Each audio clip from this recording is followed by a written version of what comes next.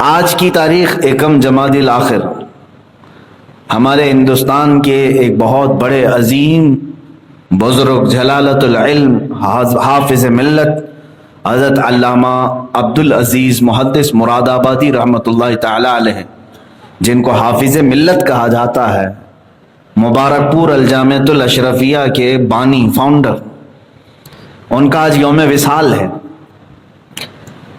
اور ان کی زندگی کے چند گوشے ہی اگر آپ نے مطالعہ کر لیے تو آپ کے اندر تحریک پیدا ہو جائے گی، کام کرنے کا جذبہ پیدا ہو جائے گا۔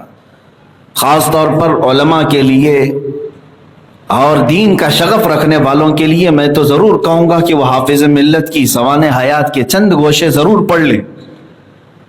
حیرت ہوگی آپ کو، انہوں نے ہندوستان میں اتنے شاگرد پیدا کیے، اتنے کہ جتنے بھی پورے ہندوستان میں آپ گھومیں گے، علماء جو آج موجود ہیں وہ بالواسطہ یا بلا واسطہ ان کے شاگرد ہی بنتے ہیں، یا تو ان کے شاگردوں کے شاگرد ہوں گے یا پھر کہیں سے۔ بہت میں میجورٹی کی بات کر رہا ہوں، پوروں کی نہیں۔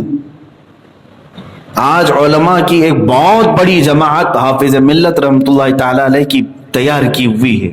میرے عزیزو، ایک مسجد بنانا الگ بات ہے، ایک عالم بنانا الگ بات ہے۔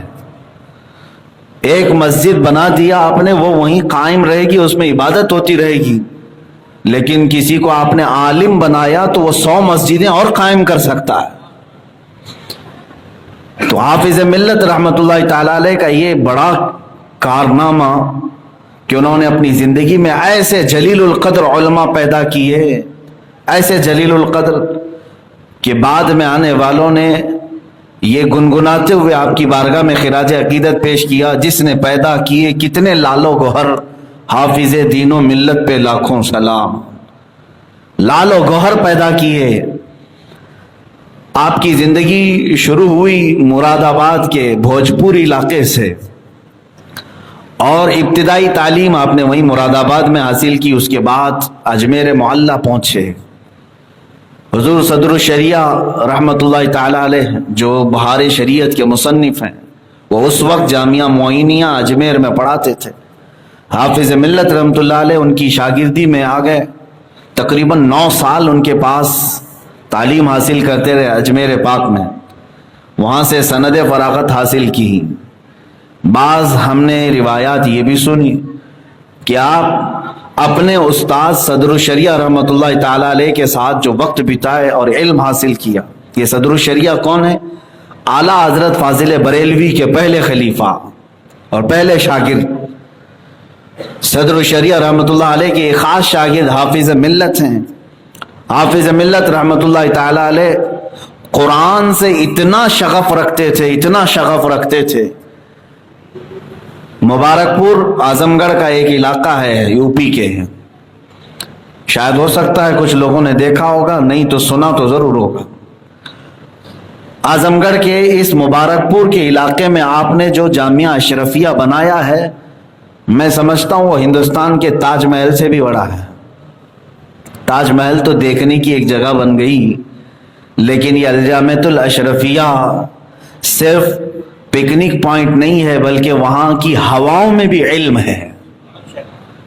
علم اس قدر عام ہے، الحمدللہ اس فقیر کو بھی وہاں 2 سال پڑھنے کا شرف حاصل ہے۔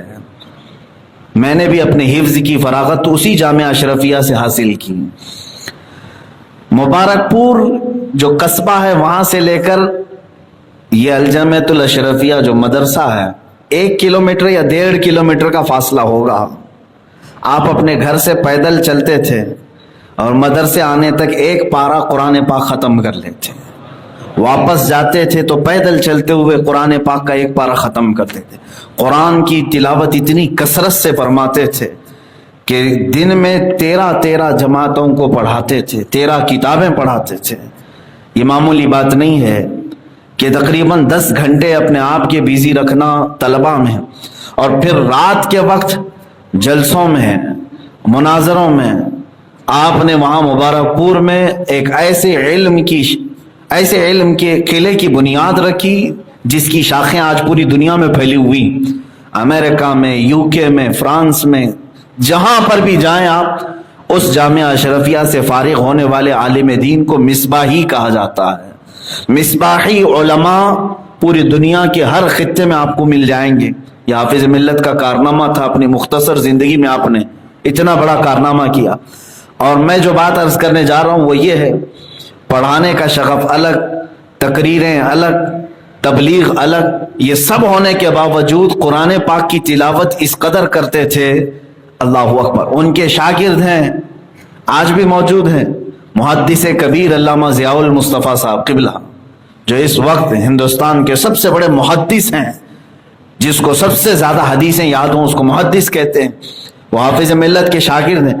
وہ خود فرماتے ہیں کہ میں نے اپنے استاد حافظ ملت سے یہ سنا کہ میرے والد نے اپنی زندگی میں 1,00,000 ختم قرآن کیے تھے، اور میں چاہتا ہوں کہ اپنے والد کے برابر ختم قرآن کر لوں۔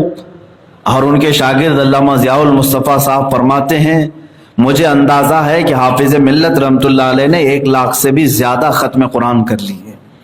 قرآن کی تلاوت میں اس قدر آپ مشغول رہتے تھے کہ 2 کتابیں پڑھانے کے بیچ میں اگر 5 منٹ یا 7 منٹ وقفہ مل جائے، اس وقت بھی آپ قرآن کی تلاوت میں لگا دیتے تھے۔ جس نے اپنی زندگی کا ایک لمحہ بھی ضائع نہیں کیا۔ 84 سال کی عمر ہو رہی تھی آپ کی انتقال کے وقت، 84 ایئرس۔ اس وقت آپ فرماتے ہیں جب سے میں بالغ ہوا اس وقت سے لے کر آج تک میری تہجد قضا نہیں ہوئی۔